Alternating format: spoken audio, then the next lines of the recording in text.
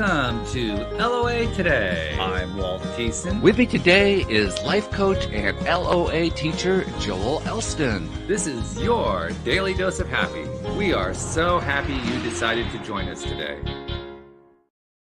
Once again, Joel, you are the inspiration behind today's topic because you posted some funnies this week. You posted some really cool. I mean, they were good. I love the one about the doctors on strike. Yes, that one? Yes, I love one of my favorites. Yes, that was good. And for people who aren't on Joel's Facebook feed, what you see is an image of a man in surgical garb carrying a placard that has gibberish written on it because it's written in physician's script, so nobody can read it. And of course, the headline says something like "Physicians on strike, but nobody are quite sure why." Yeah, that's one of my favorites. Seriously, and working with a bunch of doctors, that's so accurate because they just scribble. So physicians of the world, don't ever bother going on strike without hiring a publicist because no one will have any idea what you're on strike about. Yes, clearly. That's great. I laughed out loud. I don't laugh at too many of these memes. I laughed at that one. That was a true good. LOL. Yes, that's good. It was good. And the other one that I saw was about the caramelized onion relish that got criminalized onion relish. And of course, the other thing I could think of to comment was, well, I didn't realize onion relish was illegal. So thank you for letting me know. Well, there's, as you know, and that's what our topic is about. I am 100% a big believer in humor, laughter. It's not only just for the law of attraction, but life in general. One of the things that I was reading the other day, the sociologist was writing sort of the hierarchy for men looking for relationship with women, and usually normal first-time relationships between 20 and 30. Sure. And they went through what really mattered, the what really mattered. And number one was, in fact, shockingly, looks was not really high on this at all. Number one was the ability or the future ability to provide for the family. That was, a future mother is going to have kids. Can this guy provide for the family? Right. So that's almost a big criteria. The second, believe it or not, was humor. If there's an old saying, there's a comedian says, you can make a woman laugh, you can marry her. It's just the idea that humor is a universal solvent. I use humor all the time, sometimes to help break clients through some really rough times. In some of my very difficult times, I always look for a way to try to find out to laugh. I share all the time of some of the funny things that happened earlier after TJ died. It made me laugh. And those were very healing moments. So laughter, humor, it releases chemicals in the brain. It also it almost always elevates a mood. It really does. It's just, it's contagious too. I've also found that it's a great humor, or the lack of humor, let's put it that way, is a great indicator of something that you're stuck on that you need to work on. Because if you can't laugh at it, you're stuck on it. Yes. And that's a great point. And, when you have, when you're going to a lot of the stuff I work with, and I'm always joking, kidding, but I have a very serious job sometimes. And so I don't just use it when it's not appropriate to use it, but when I'm able to get to a place where humor unites it, and you feel very comfortable. I love people that get my sense of humor. I have a very weird sense of humor, which and so when people really understand me, I sometimes, like, when people say, "Are you being sarcastic?" I'm going, yeah, I mean, I don't know any. Yes, the answer is always yes. Yes, of course I'm being sarcastic. There is no any other thing for me. So the idea of just, I like to look at things, not that things aren't serious. I deal with, as I said, a lot of serious things, but being able to laugh at yourself, laugh at your mistakes, laugh at stuff that's gone on, it really changes the dialogue. Laughter to me signals there's hope. Laughter signals to me that, when you're totally depressed and you can't move, a belly laugh can raise you 5 spots in the emotional guidance scale, probably just easily. Boom. Yes. Yes, I mean it changes things, and I always look for things that, and not everything that makes me laugh, makes other people laugh, makes me laugh, but I just like the absurd. I like the stuff that isn't even intended to be funny, and so Yeah. I find things, and I one of my favorite things that my son TJ used to do. TJ did not. He was very literal with everything, Hmm. and so he did when he moved in with me, he was like 10 years old, and he was very literal. And everything for me was, nothing was literal, really. It's just sort of, and so funny, this is a true story. So we were driving down to Florida to meet with my parents, first time they were going to meet TJ. And so we were going to go have dinner. So on the way down, I get a phone call from a client, and it pops up on the computer, on the screen in the car. His name's Jerry, just first name Jerry. So I answered, said, "Hey Jerry, how you doing? Things are good, blah, blah, blah." I said, "I'm out of town. Let me get back with you in a week or two and we'll get together." So TJ asked me after, he goes, "Do you know Jerry Springer?"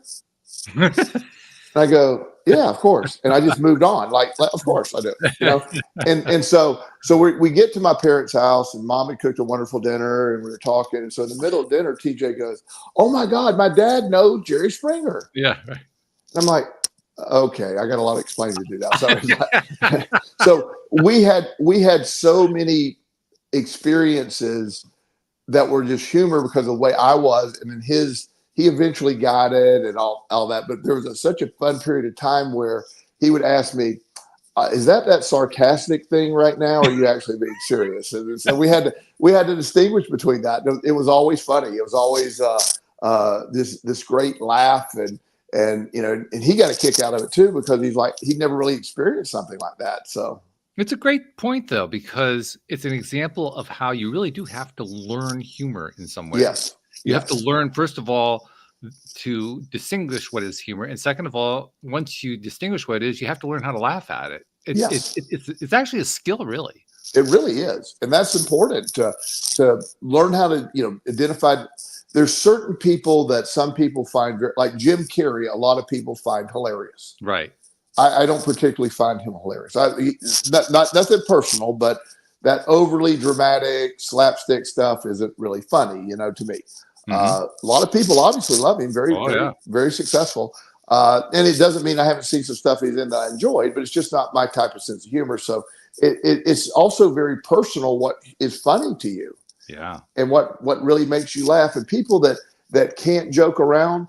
So I'm giving a talk one time, and uh, I'm in front of this. I was pretty nervous. I'm in front of several on I think the Northeastern United States psychiatric, blah, blah. I was giving this big talk in front of a bunch of psychiatrists. Okay. And so one of my friends, it was for neuroscientists, it was for psychiatrists, and I was sort of giving, trying to support the concepts of the law of attraction, neuroplasticity, and it's a tough sell to some of those guys, but they're always respectful.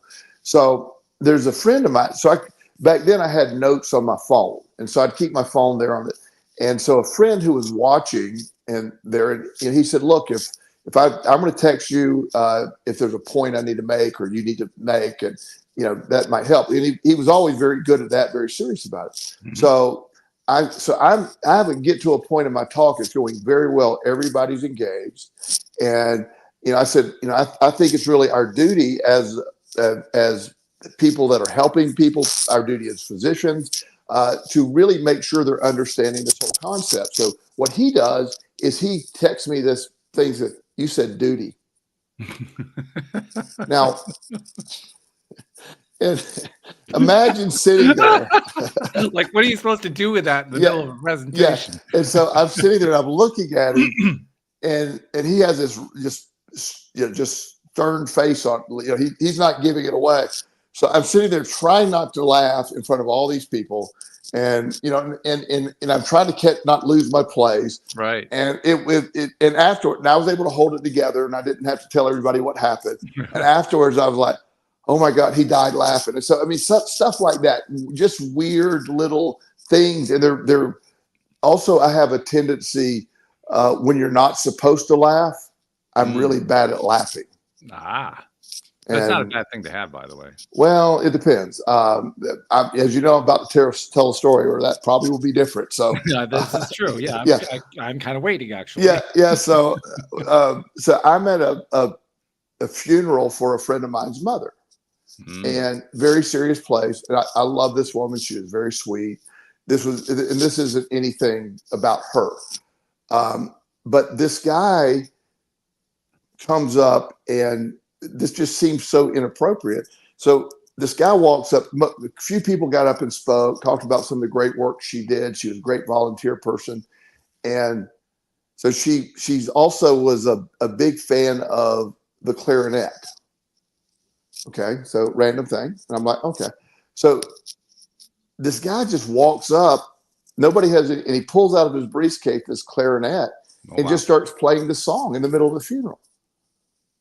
And I'm looking around going, is anyone else out there about to die laughing? Because this is, and he's playing this like really happy clarinet song or whatever, Yeah. and I'm like, okay, I really can't believe that nobody else is about to die laughing. And so, you know how you'll bite your lip? Yeah. I'm sitting there and biting my lip, and Yeah. then I'm good. But then her son, who is a lot like me, he turns around with this. He gives me this deadpan look, like he's trying not to laugh. So as soon as we make eye contact, I just act like I'm coughing, and I have to get up and leave. I couldn't hold it in after he looked at me, and he ends up acting like he's crying and gets up and leaves too. Just because it was so absurd for this guy to, and turns out nobody in the family knew he was going to play the clarinet in the middle of the funeral. Wow. It was a surprise to everyone. Yeah. And again, one of the more humorous moments in life. Other people would go, is it really that funny? It really was in that Well, moment. I could tell a similar story actually. While I was still married, let's see, he wasn't my brother-in-law. He was my sister-in-law's husband. And so it was a once removed kind of a deal. There was no actual marital connection going on there. Right. But anyway, he passed, and there was a funeral for him and a wake. And the wake, I mean, I'm sure you've been to wakes. Wakes are not the most pleasant things to be at. They're pretty miserable, actually. The funeral was a little bit better, but it was very serious, and the way that the priest was presiding over it, it was extremely serious. And at the key moment, I don't remember exactly what the priest said, but he was saying something about, in a very solemn voice about the solemnity of the moment and so forth. Someone's ringtone went off on their phone, and literally everybody just chuckled right there. Yeah. It just broke the spell. Yes. And it was one of the best things that could have happened. Like my ex said at that point, she kind of leaned over to me and she said, "That's the best thing that could have happened." Yeah, I agree. Joe would have hated this. He would have Yeah. hated what was going on. Oh, he wanted yeah. people to laugh. Yes, and that's exactly, and also a lot of first responders, paramedics, police officers, they walk into some unbelievable scenes. I mean, they walk in, and they often will use humor as a way to filter it. People think they're not being serious or whatever. They're being very serious, but they just need this moment of let me break this. I just walked into a suicide with a gun scene. That's not a pretty sight. Yeah, and it's a mental health move. Yeah, exactly. And so it's encouraged. Obviously amongst themselves. It's certainly not frowned upon. I don't know if it's actually encouraged, but it's understood that there's humor in that. There's not humor in the event. It's very sad, but humor will break that ice. It'll bring you back to some kind of, wow, I'm seeing surreal stuff. And this is something that, my brain is going to be traumatized by this. And humor, I have a theory that, no way to prove this, but I think humor can help mute trauma. It can help not fix it, but it brings back a piece of it, because trauma puts the body into this state of shock. It's the central nervous system and all that's in shock. So humor for a moment can have an effect of muting that. Yes. And I think that's a really good thing to have. And, I told you the story about me laughing at the kid peeing in the backyard after Yeah. TJ died, and I don't know why that was so funny to me then, but it was it was just such an absurd scene, and Right. it was at that moment of me laughing that for once I realized I'm going to be okay. I'm going to because Yeah. I hadn't been able to laugh at it. So this little kid made me laugh. He had no idea he made me laugh, but he made me laugh, and that gave me the things are going to be okay sign in my brain. Right. Right. Yeah. Well, going back to that same passing, my then sister-in-law, of course, she was the widow in that particular situation, and she her late husband's family was all Catholic. She was non-religious Jewish / Baptist, so it was fish out of water kind of a situation. And she very dutifully went through the whole thing just the way the Catholics would want to do it and so forth. But you could tell after a few hours of this stuff, she was wiped. She was really wiped out emotionally, especially because she lost her husband. And I found myself sitting with her at a table. She was basically being ignored by all of the relations on the other side. And so I just started talking to her. I said, when I met Joe actually the day that Louise and I married. And I didn't really get any chance to talk to him after that. So I told her that. And I said, I never really found out who he was. Tell me who he was, because I don't really know Joe. And in that moment, she shifted entirely into the mode of what she loved about him and started telling me stories. And she started telling me these funny stories about how they met and about how he used to tease her and how he used to, push her buttons in order to get her to do stuff and so forth. And it just brought out all of the happiest memories for her. So Yes, laughter actually became a way to release all of that horrible anxiety that gets built up when you go through a loss like that. yes, absolutely. And it is I think it's a part of the defense mechanism in the body. And humor, humor is everything that we are able to do. Has a reason. The body, the ability to laugh has a reason, and it's meant to. I know a lot of people. There's studies on people that while they were healing from seemingly inoperable cancers, just laugh the entire time. They all their whole job was to find things that made them laugh and just laugh, and that puts the body in a very healing state. It's very helpful. Yes. Yeah. Yeah, and it has been documented. Many people have been able to extend their lives, or even some cases overcome it, just because they laughed. They laughed on a regular basis. Yes, completely, and that's big. That's huge. Yeah. So better than medical science can claim, really. Yes, of course. Well, I mean, there's been healings that people that implemented that along with other techniques that have healed themselves from what was perceived as incurable. That if you're going to be dead in 6 months type things. And so humor amongst kids, kids laugh at everything. I'm going to butcher this statistic, but it's roughly the same thing. An average 6-year-old laughs something like 250 times a day. Yeah, it's probably not all that far from the truth. Yeah. Yeah, and an adult laughs an average of 5. I'm amazed it's that many, to be honest. Yeah. Well, now what I'm saying, I'm butchering. I quoted during the show today, so I'm done. Yeah. So, but and of course, there's people that do much more. But I know people that never laugh. They don't find humor in anything, and people that are depressed have a hard time finding humor, as we mentioned. So, the idea of humor therapy, for lack of a better term, or finding stuff you want to watch, or and sometimes it could be just the most bizarre things that make you laugh. But just laughter amongst your friends, laughter among just people that tell jokes. I like people that tell jokes that don't know how to tell jokes, because they're more funny and trying to tell. They're actually funnier just because they don't know how to tell the joke. Yes, I love that. And it's so just being able to find absurd things to me. I operate in the absurd all the time, and I just like to. It makes me laugh. I don't remember if I've told you this, but my sister has a theatrical background. She trained in theater in school, and she has done community theater for a large portion of her life. At one point, she was involved in creating a theater in Virginia, and it was a community theater. It was sort of a dinner theater kind of a situation. People gather, they have their dinner, and the entertainment afterward. And because it was dinner theater, she wanted to keep it very light. She wanted to keep it very easygoing and so forth, non-controversial. So she created a melodrama, an old style melodrama, good guys, bad guys, Snidely Whiplash, all that kind of thing. And she staffed or casted, if you will. The cast was all locals from the community, including this one man who was, let's just say, he was not particularly bright and had no social skills. Very difficult to cast into a play, but she found a role to put him in, and it was against the advice of everybody. Everybody said, no, you shouldn't put him in. He's going to ruin the whole program if you do that. Well, she insisted everybody who wants to play should be playing.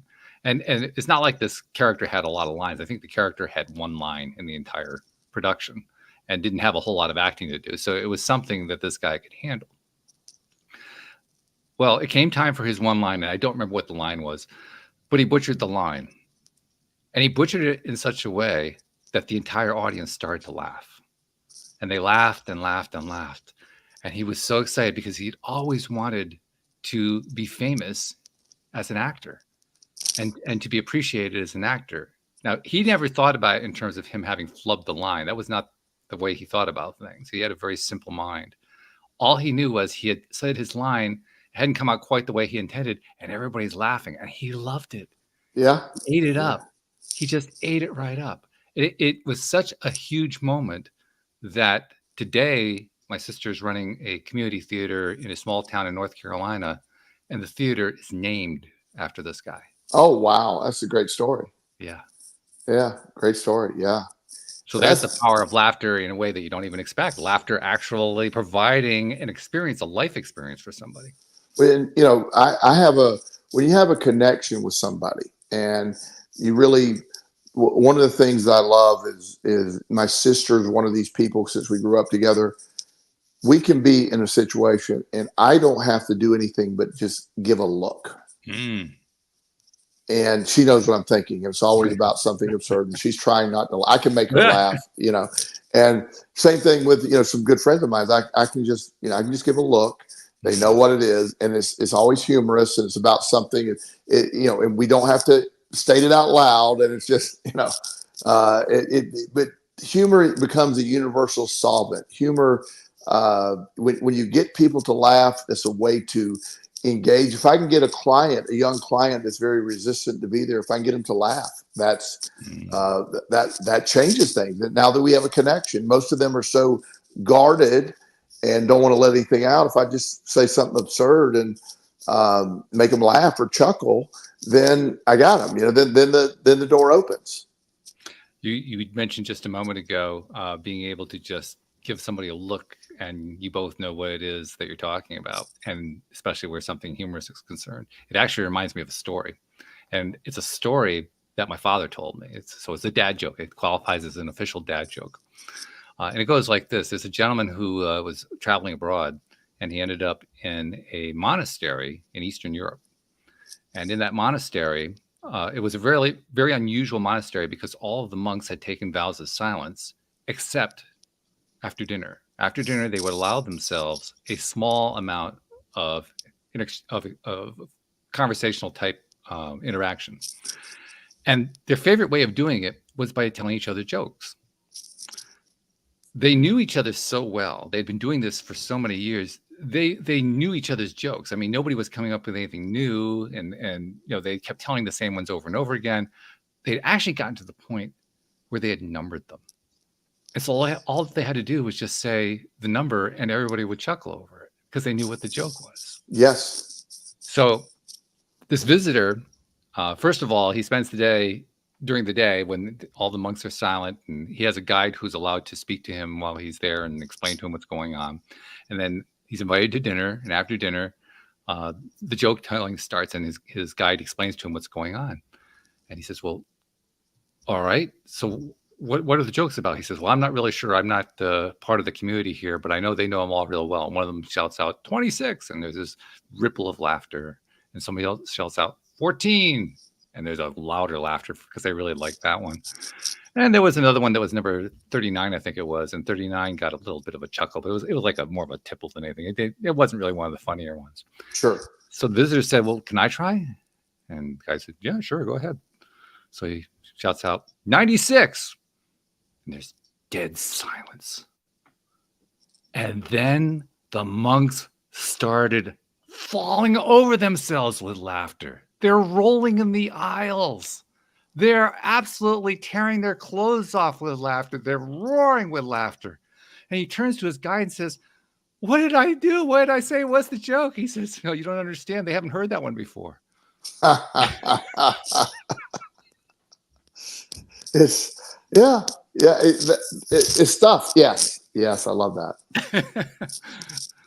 I love dad jokes, I have to admit, because Oh, probably because they're clean and because they actually can be funny. well, they're when you have like dad jokes, really, they're always, like you said, they're on point. They, I love how they hit. You know what I mean? They're most of them make me chuckle. Some of them make me really laugh.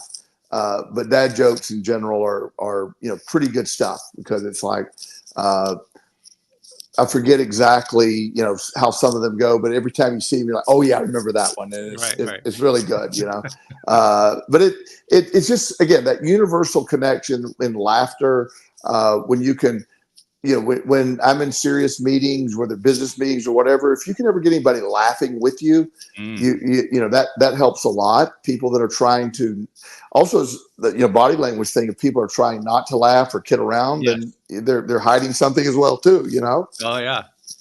Yeah, it's a good indicator. It tells you a lot about the personality just in terms of how they respond to humor. Yes. Yeah. And I think the healing power of laughter, not just for us, but as far as the connection with the law of attraction and humor is, as we know, repeating what I say every week, the law of attraction only responds to what your emotions that you're feeling. Mm-hmm. That's what it matches. And laughter is happiness. It's, it's fun. It's so the longer you're happy and laughing, then the more you're able to attract more things to be happy and laugh about. So it's really good. It's just a great tool to use all the way around. And when kids, I always encourage kids, like I'll see a little kid and I'll say, well, tell me a joke. And they always have a joke, and they very seldom get it right, which is hilarious, and always laugh. And, you encourage kids to tell jokes. It's just a good thing, and it's when you connect with somebody through laughter, you cut through a lot of unnecessary stuff to really get to know somebody. Laughter tells a lot about, you can really get to know somebody pretty good during something that's going on funny. Well, it's making me wonder, because you've talked a lot here on the podcast in the past, and in past episodes especially, about like the kids you've worked with in your practice, particularly the ones where you've done a pro bono. I'm curious, do you ever use laughter with somebody like that you're having trouble breaking through? Yes, the one I gave I've used this recently on the show too. This particularly resistant client that I had did not want to be there. He assured me he would not be participating. Okay. And so I got an hour to kill with this kid. So so what I do when they won't participate and respond back, I said, well, I want to ask you a bunch of questions. And I have a list of 200 questions. Oh, I remember this one. Yes, I love this. Yes. Yeah. So we're going along, and I'm asking the normal things. What do you like to do for a hobby? I don't know. Okay. You like any TV shows? Not really. What do you do? What do you want to do with your career when you don't know? And so those are the basic questions you're expecting, right? So I keep getting more and more ridiculous with my questions. You know what I mean? I just, like I said, what's your sister's favorite food or stuff like that? Yeah. Just coming up with anything. And, he gives me an eye roll. So question number 153 is where he finally broke. And I asked him, what is your favorite beetle? I love the question. And he goes, what? Your favorite beetle? Is it Japanese beetle? Most people say Japanese. And he's like, bro, this can't be serious. And I go, I got to know these things. And so now we started talking. And he's chuckling. He goes, "That's like the stupidest thing I've ever heard." I go, "Isn't it? Isn't it? Oh, really? It is." And I said, "Look, I got to kill an hour. I got about 47 more questions, and they get more ridiculous than the Beatles." And so he laughed. He goes, "No, no, no." And so he started telling me a little bit what was going on. We ended up having a really good, like 15, 20-minute session. And the end result of that was the next morning, the mom texted me. She said, "I don't know what you did with him yesterday, but he says he wants to make another appointment." Wow. And I said, "Well, that's awesome. I didn't think he'd want to do that." And he goes, "And he told me to tell you it is Japanese beetle." And she goes, "I don't know what that means." And I go, "I do. And it's hilarious." Yeah. Thank you. That is fabulous. It's a great story because it does illustrate beautifully how to get anyone to laugh. Yes. Some people don't feel like they can make other people laugh. Yes. But you just described how to do it. You just ask questions and you make each question more and more absurd. Yeah, more and more absurd. Like one of the questions you get further down is, what is your fear of having too much nose hair? High, low, or medium? So, they're like, "What are you talking about?" So it's just throwing stuff out there. But humor can be a primer to the brain. Humor can open up conversations. When you if you're ever in a room of people drinking, they start off the evening, everybody's very stoic and quiet, and then 4 or 5 beers, and all you hear at that point is laughter, laughter, laughter, loud talk, and laughter, laughter, laughter. And so it is, especially since I don't drink, and when I go to things like that, I can always tell when the alcohol started to kick in, because everybody's loud and laughing. So we all want to laugh, but a lot of us have inhibitions, and shouldn't. But once the inhibitions are removed with the alcohol, laughter becomes the main thing. Is it the inhibitions that are removed? From a lot of people are very protective of laughter. They don't want to give their humor side up. What's blocking is, I'm very serious or whatever. And the first time I ever went to a party at our country club as an adult, ironically, they had a thing called casino night, which that's probably what drew me there. That's probably not the best one. Yeah. And so first time I've been around everybody. So we're the youngest people. Me and my buddies are the youngest people. We had all just turned 21, and I was there just for casino night. I didn't care about the other stuff. So we sit down. It was weird being around everybody's parents and everything else. And so, I didn't drink much. I don't drink much, but I had a couple of drinks. But I started noticing everybody's getting louder and louder and louder. And I'm like, and they got drunk. And now all these people, the bank president is over there laughing and telling a joke. And these are people you're looking around going, "Oh my God, I didn't know they had a sense of humor at all." Right. Yeah. And so it does whatever they're blocking, call it inhibition, or whatever is there, the thing to block that. I want to remain very stoic, and I don't mean stoic in the way I believe is stoic, but just very. I'm not going to, be silly. I'm too serious of a person for this. And 3 or 4 drinks, and they're telling the most inappropriate, hilarious jokes, and everybody laughing and clapping, and it's just so you see that. So once and that's why I think a lot of times is I always talk about kids being laughing so much, or kids being open to they don't have all that dialogue that you would even want to slow down. Laughter is fun for them. The most silly things are fun for kids, and you can really. I was sitting at a table, I don't know, a few weeks ago at this dinner, and this doctor and his 2 boys were sitting beside me. I know the doctor had never met the kids before, and so I heard one of them go, "Did you fart?" to his brother, and the other one goes, "No, I thought you did." And I go, "I think it was your dad." Well, they just thought that was the funniest thing in the world that we do that. And so they're over there laughing, and he's like, "Well, thanks, Joel." Now, and so it turned into this really big funny thing. It's just, the wanting to find people to laugh. my favorite people are people that I can just laugh with and that Mm. get it. And it doesn't mean that I'm not being disrespectful in any situation, but No. like I said, I just have seen absurd things and terrible things. And so some of the, my reaction sometimes is, protective and, just the humor in things, it's not being disrespectful to people to find humor at a funeral. It's something that, my son Justin gets pulled over for frequently now for speeding, apparently. And he has this tendency when he's nervous to laugh. Well, the cops don't like that. Oh. So we went to court on a speeding ticket. And the cop, he laughed at me, and I go, and Justin explained, he's like, no, I'm not laughing at you. When I'm nervous, I laugh. Mm. And, but it's like that. There's sometimes like you don't want to laugh when the cop is asking you, are you being serious? You get me, this is very serious, and you laugh at him. That would go over well, Yeah. So there is a time and a place. There is a time. Yes. And also just the overall concept of us as a country can't laugh at ourselves anymore.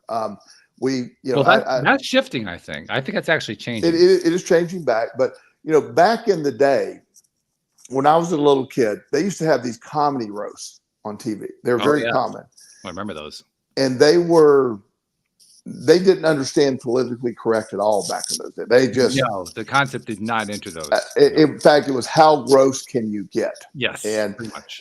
And it was, most of it was super inappropriate, for me to watch at the age I was watching that. But there was no holds barred. I mean, you would just go all in and whatever. Well, those things have sort of, for the pendulum swung down on those things. There, a lot of sensitivities. Well, there's been several comedians lately that have really taken on, look, we got to be able to laugh at these things. So a lot of them came out sort of challenging this, and it's had a lot of support. Like, look, I'm not an idiot. I'm a comedian. I'm telling you, I don't believe these things. It's just a joke. We need to be able to laugh at ourselves. And so there was a roast on Netflix of Tom Brady. Oh yeah, I heard about that one. And it was an old school roast. I mean, they went old school, and for the most part, it was very well received. For the most part, there were a lot of people in the background saying that shouldn't be allowed. That but for the most part, and everybody I know found it very funny, and there were some ridiculously funny lines in there. It really was, and some ridiculously inappropriate lines in there as well. But it was something that the ability for us to laugh at ourselves is, not take everything so serious, is really, really important to develop. I can laugh at myself. I mean, I'm the least perfect person in the world, so I have no problem pointing out, well, that was bad or whatever, I don't mind that. It's laughing at myself or laughing at my mistakes. Some of my situations, as I've said, in life have been extremely serious, but in retrospect, it's like, I always find something to find funny. It's just how I cope.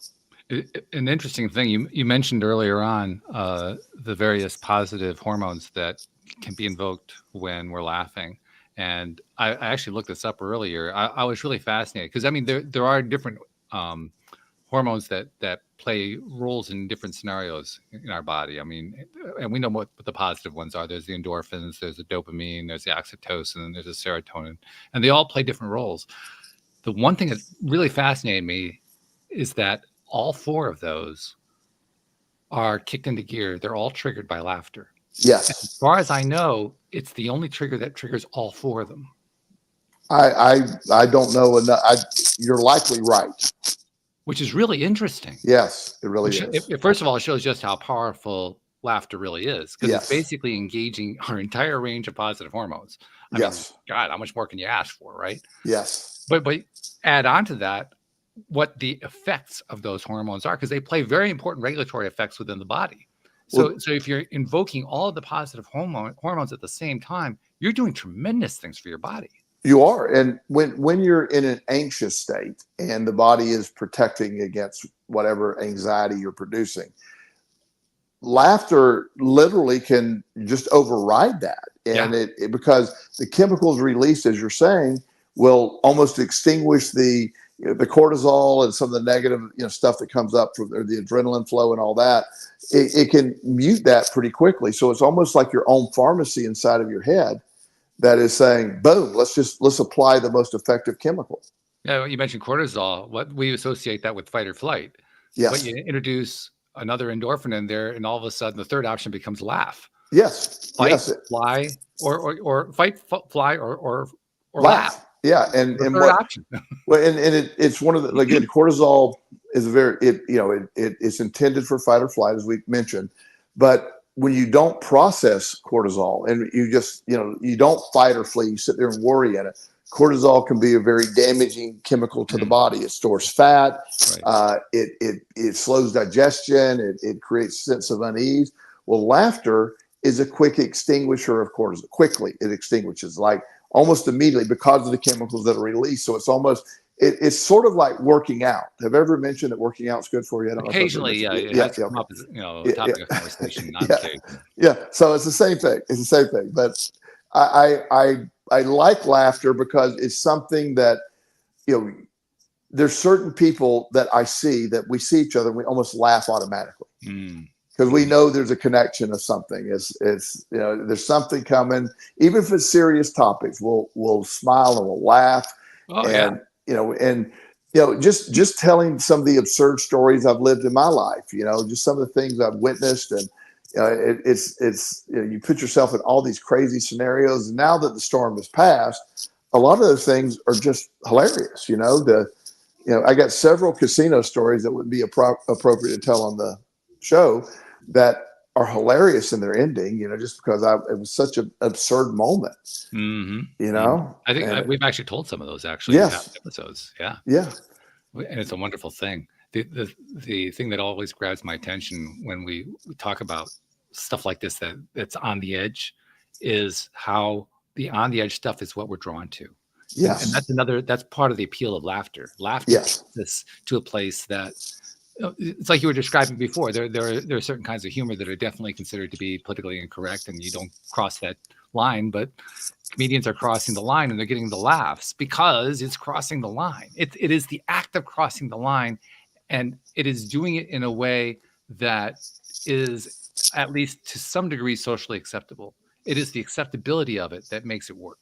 Well, and I saw an article, or maybe a newspaper, or I don't know what it was, but it was a study maybe. But the idea that kind of humor actually is good for society because you see the boundary. The show All in the Family was. Oh God, yes, there was an example of it. Yeah. So the Carol O'Connor, but this is a very old show, so not everyone's going to understand what that means. If you don't know All in the Family, Google it on YouTube. Yeah. Look. So this came out, feels like, in the early 70s. Feels like. And so Carol O'Connor was this renowned actor that got this part. And he was playing the role of this blue-collar worker, racist, conservative New York City guy. Archie Bunker. Archie Bunker was his character's name. And the scenario was he lived with his wife and his daughter and her very liberal husband. Right. And so the scenario, they didn't even hide it. It was just various issues would come in. Racism. One of his neighbors was a very successful black man named George Jefferson. And George was equally racist the other way and much smarter than Archie, very successful. And they would say things to each other that would not stand a possibility of being on the air today on a TV show. Yeah. But what it did, Carol O'Connor, I saw him interviewed, and he pointed out, I'm playing this because this is how some people think. It's so absurd. I'm playing it so far over the edge. And I'm trying to point out that this is how some people think. We live in a society. He said, I am appalled by this character. He is uneducated. He's ignorant. He's racist. He doesn't have, but yet there's still some redeeming qualities in him. He loves his family and he is a hard worker. And he said, so he was trying to make the point of how we can understand other people. And the character was, again, he played it so perfectly. He used to get letters from both sides. threatening him, other people supporting his views. Yeah. And he would actually write back to the ones supporting his views, say, I need to be clear. I'm an actor playing a role. These are the opposite of my views. And he would respond with that letter to people that supported his views. Yeah. And the fact that he was willing to play that character really spoke volumes about his character. Yes. As a man. Yes. And it was a time, before that, there was a time where there were shows like the Dick Van Dyke Show that had separate beds for the husband and wife, that had, just these very vanilla, Leave It to Beaver, where everything was perfectly done and every problem was solved and the kids were perfect and mom cooked dinner while wearing pearls and all these things. And because they were projecting this really fake image. And then here comes All in the Family giving some they talked about topics like abortion, rape, all kind of political stuff. And just, it was all very the of that era, the civil rights movement, the yes, Vietnam War, the Watergate thing. I mean, all of it was brought up. Yes, and so it was a platform, sort of in a ridiculous way, but it educated on some level. It also, and there was humor, and it was a hilarious show, very well written, and there was an even more extreme version of that called Maude, which is a spinoff of all of them. And B. Arthur, who was a very blue comedian back. She was probably she could turn any hair blue. Oh my goodness. Yeah. She was one of those old roasters. She would go hard. Fearless. Yeah. Tough woman. And, just strong comedian, big, strong woman, and very, equal rights woman and all that. So she had the show, and it basically was an even more political show than All in the Family. They took it, every week. She's very liberal. There'd be random, conservative people come in, and they were just talking issue after issue after issue. So they used comedy back in the day to sort of deal with issues, and it worked. It's something we have lost. We don't do that anymore, really. Well, she actually carried it on because she had an even more famous series after that called Golden Girls. Yes. And that one, the thing that I think was most amazing about Golden Girls was the other actors who were in there, particularly Betty White. Yes. Betty White was, to me, the pinnacle of the kinds of value where humor is concerned that we're talking about, because she always played these characters who were not particularly bright on the surface. It looked like they were pretty dumb characters. And then they would come out with these pearls. She'd come out with these little pearls of wisdom. And it would completely change the way you thought about the character. And it would usually make you laugh when she came out with it. Absolutely. Absolutely. Yeah. What a great actress, comedian, and human being Betty White was. Amazing. Betty White was terrific. Yeah. And she played that role in several variations of other things I've seen her do. Oh, yeah. She was on a show called Lou Grant. Lou Grant, yeah. It was the Mary Tyler Moore show, actually. Well, it was both. She was on both shows. Yeah. And she played the same, this was a sex star, she was, but the same sort of whatever. And she was hilarious. So humor, and people that are able to deliver humor in a way, it helps. I really believe it helps. Humor can be a help resolve thing. When we start trying to, censor people in their humor, you change things, and it doesn't mean you have to like it all. There is a simple solution to a lot of this: is if you don't like it, don't watch it. Don't pay any attention to it. Yeah, you mentioned those roasts back from the 1970s. I didn't watch them. Yeah, I really didn't like them at all. So I just didn't watch. And an amazing thing happened. I wasn't offended. Yeah, there is an off button, but there's some people that just don't. And again, that's today you're starting to see a lot of the comedians feel it's their duty to start pushing back on that. And start, pushing the envelope, saying, look, we need a dialogue. We need to point out the absurdity of things. We need to, when you make fun of things, one of the things that, I forget the comedian that did it, but years ago, Bill Cosby, was lightly accused of, drugging women and having sex. That story, he went to trial over it. But that story came out years before it came out. It did. Yeah, but a comedian started hitting that. This comedian started saying, "Why is it that Bill Cosby gets to rape people and we and he just, that became part of his show, and it was considered taboo. He was the only one that did that. Well, that eventually opened it all up, where he was prosecuted and did time in jail. That's right. And a comedian is the one that sort of called that out. It was, I don't know if you remember that, because the charges were, I mean, the allegations were years before. That's right.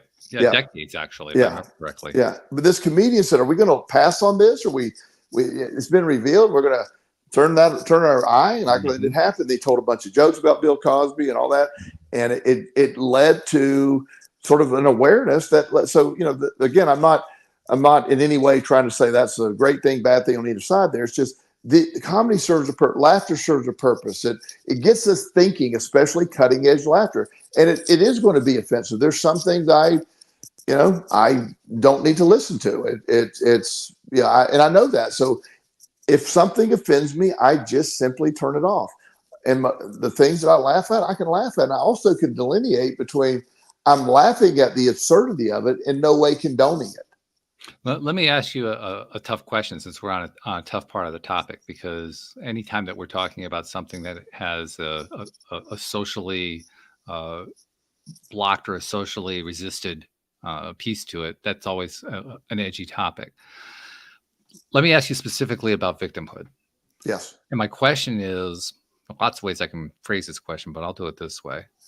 To what degree is humor an appropriate tool to use to help someone stop being a victim?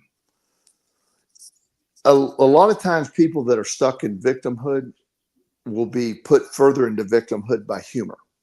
They're offended by that. So it could be a tool, but a lot of people would consider that you're now making fun of me. You're now laughing at my stuff. Not only am I I'm the victim of all this other stuff. Now you're compounding that. That's when one of the things that I will get accused of occasionally, because of my practice of the law of attraction, is being a victim blamer. Because me believing in we're responsible. I'm not responsible for what happened to me, and I've never said that. That's not what I've ever said. I've never. You know me well. I'm an advocate for people who have been through stuff. Absolutely. Yeah. I've never said that. I have clearly said you are responsible for healing it. I'm sorry. I wish there was another way, but there's nobody coming along to heal you over this. So I'm not blaming the victim. I'm always defending the victim. It's when people get stuck in their victimhood that life becomes so unbearable. When you argue for your disabilities, or your perceived disability, or you argue for what's wrong, when you're naming it all the time. I mentioned a few weeks ago on Instagram, a lot of young people they put their diagnosis as part of their profile. Yeah. It's almost like a contest of who can have the most diagnosis.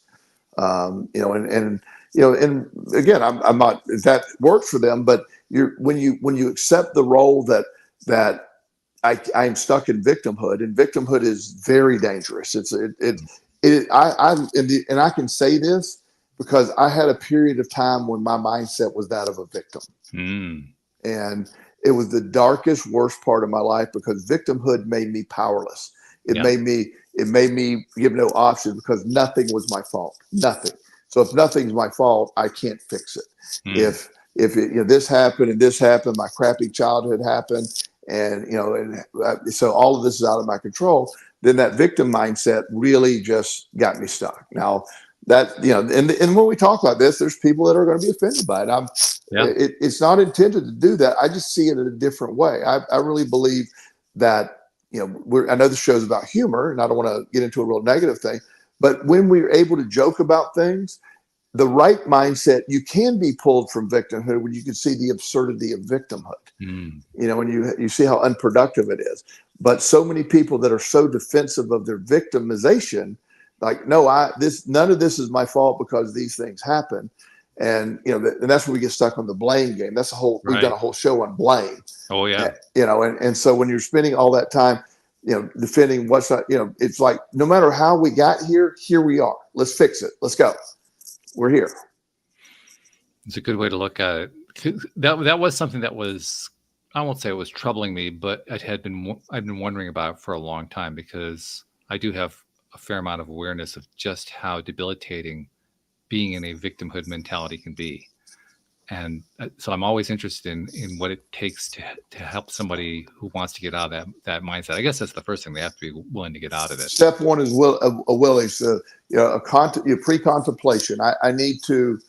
I identify I'm in a victim mindset and I want to break out of it. Before nothing happens until that begins, and then being able to. It's never about. It's like I work with a lot of kids who've been sexually abused. There's never a moment in their life that this was their fault. Never. It wasn't. You know me. I'm a strong advocate for these kids. I will. I fight for them. I'll go to court with them. Whatever's necessary to help heal them. But they're going to have to do the work to deal with the trauma. They're not.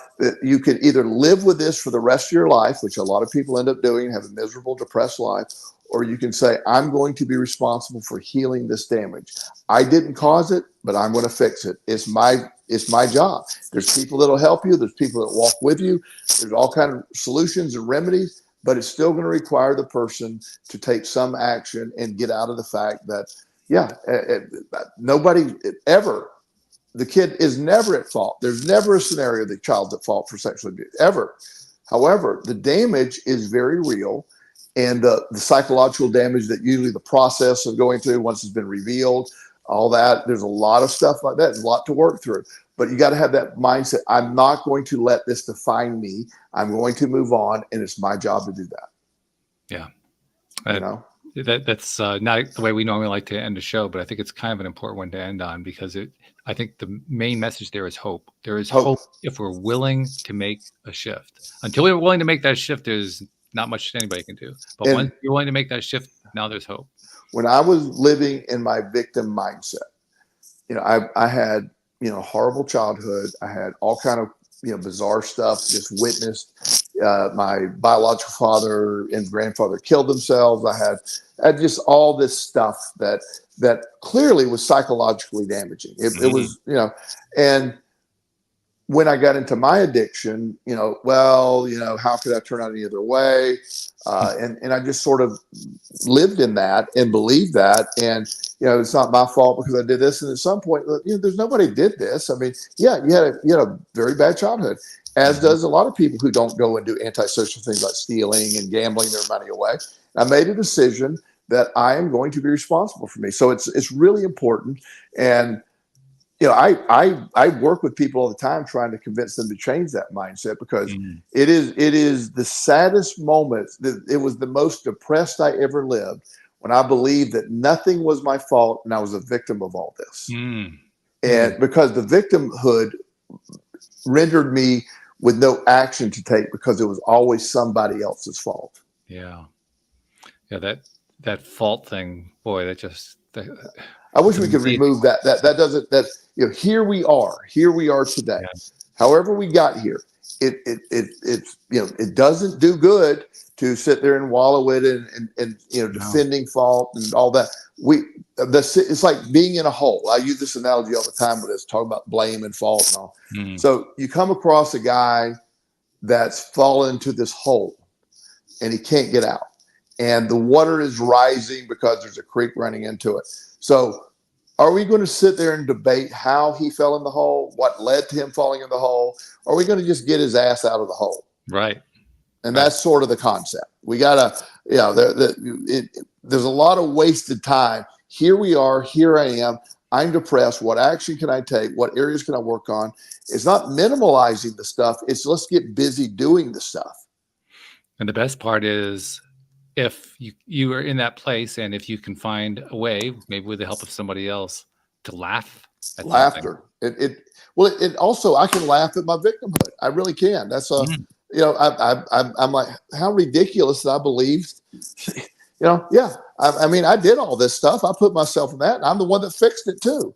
So it's something that I had to just get serious about. Let's roll up our sleeves and get busy and do this.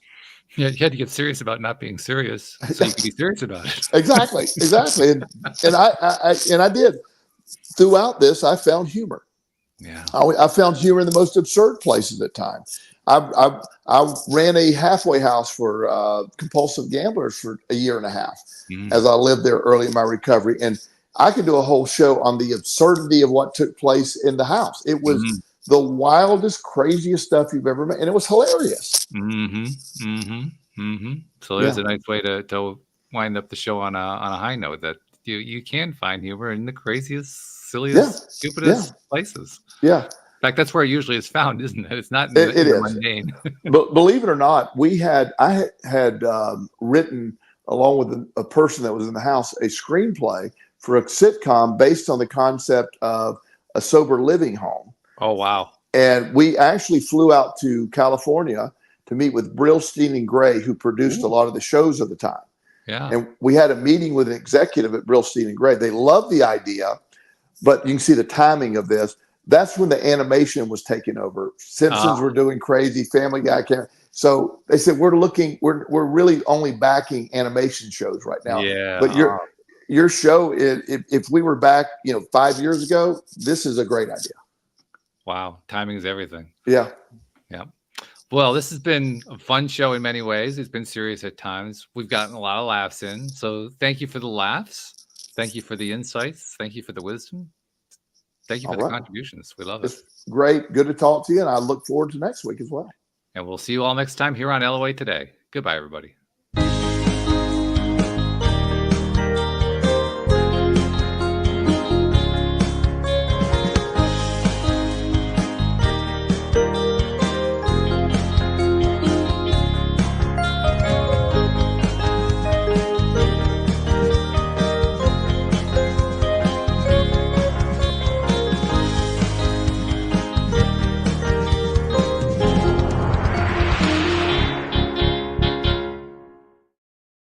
I'm muted there.